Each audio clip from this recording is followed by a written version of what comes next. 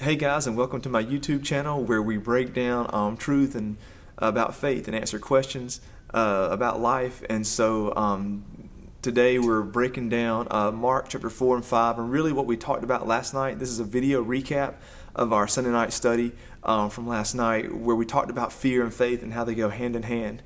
We started off with the illustration that comes right out of the Chronicles of Narnia, where basically Lucy and Mr. Tumnus at the end, Aslan walks off, and Tumnus says, he's not a tame lion, and Lucy says, but he is good. And so we started with that illustration of how God he is not tame.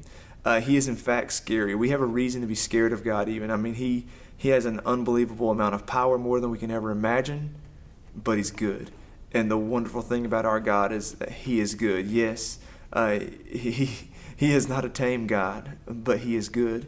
And so we see in Mark 4 and 5, Jesus basically show his power over four different things. He shows his power over nature, shows his power over the demons of hell. He shows his power over disease, and finally shows his power over death. And we're going to kind of walk through that and just break that down really quickly, how Jesus exhibits his power and shows, and really scares people with his power, and shows us that he can do anything, and we only need to trust him. So we start with that story where Jesus exhibits his power over nature. The story says that they get in the boat, the disciples and Jesus, right after he's taught them parables about faith, and they take off, and they go out in the boat, and it's at night, and this great storm comes up, and it's very clear the Bible is about a great storm. It's a big storm.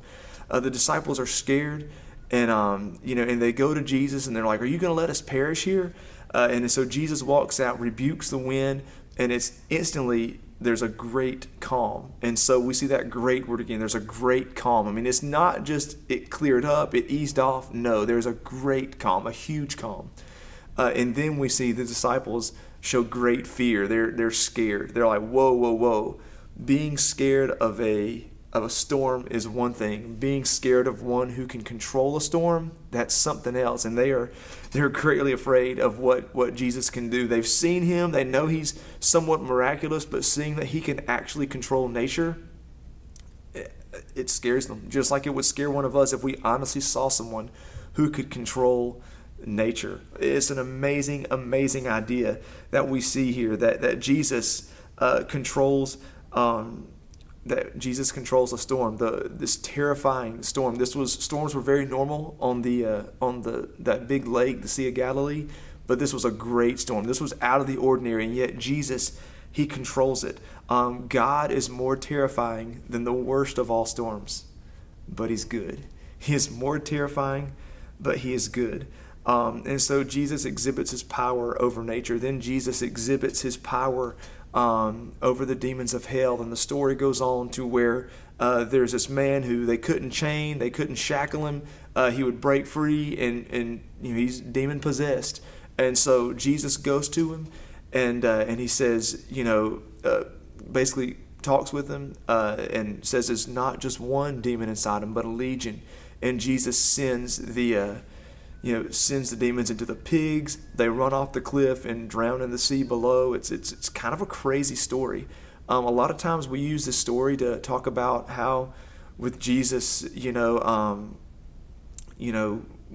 we find peace, with Jesus, that he takes the craziness of life and we find peace in him, and that's true. However, I think the main point of the story is that it's just Jesus showing off. It's just Jesus saying, I have power over the demons of hell, and if I want to send them to pigs, I can. That's what we see here. This man was unclean in every way. He was demon possessed. He lived among the tombs in the grave. He basically lived in the graveyard.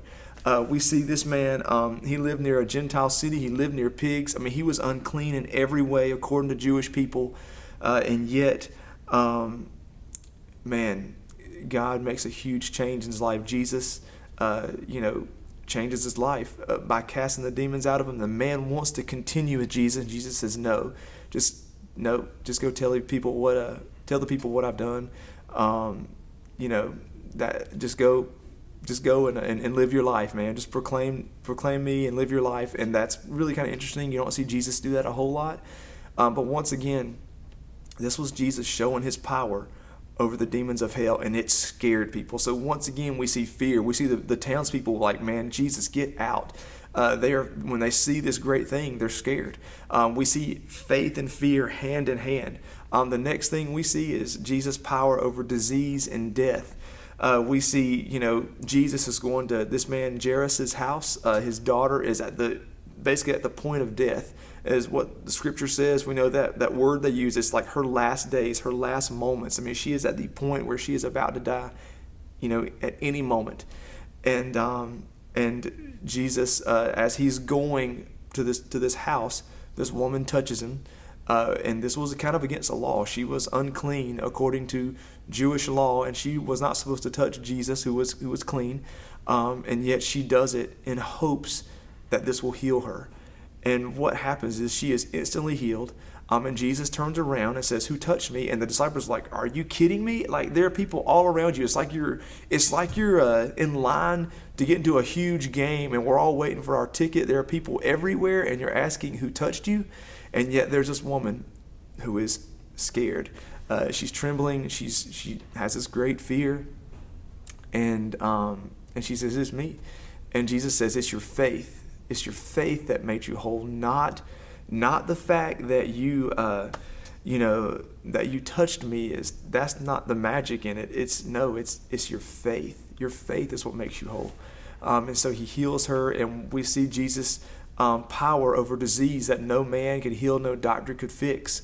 We see Jesus do that, and then it goes on to Jairus' house, and by this time the girl has died. And Jesus says, "No, she's only sleeping." And the people are laughing. They go from mourning to laughing at Jesus. And he walks inside with just a handful of people. Not even all the disciples came in, only 3. And he raises the girl from the dead, but he's very clear about, don't tell this to anybody. Jesus was he was very careful that his power was known to only those who could trust it, I guess, that could be trusted with it. Maybe it's a better way to say that. So he exhibits the greatest power of all. Power over nature, disease, the demons of hell, that's great, but then he exhibits power over even death. It's an unbelievable story, an unbelievable picture of Jesus' great power. Our God is not tame, but he is good. Our God is terrifying, but he is good and he can be trusted. And I encourage our students and anybody watching this to trust God. He is not tame. He cannot be explained. He will never fit into a box. But he is absolutely always good. Thanks for watching.